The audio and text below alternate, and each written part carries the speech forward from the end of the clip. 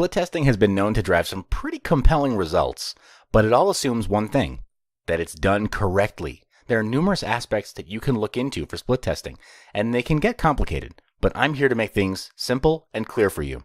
So if you want to run an A/B test accurately and get long-term results, you'll need to do these three things first. Have a clear goal. Is your goal to drive traffic? Is it clicks or even opt-ins? A clear result is determined by setting a clear goal at the start.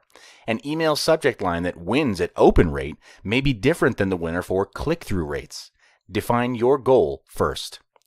Only one variable should be tested. In A/B split tests, it's important that only one variable is tested. For example, you published 2 bonus pages. Bonus page A at 10 a.m. on Monday with a green-colored buy button, and bonus page B with an orange button published on Monday at 1 p.m. Bonus page B wins in your click-through split test.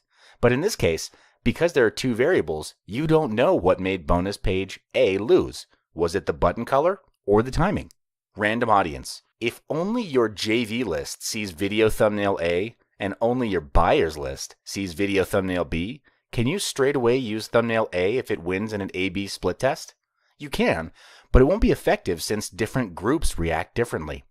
The best way to do split testing, apart from analyzing the effect of changing just one attribute, is to test your attributes with a completely random audience.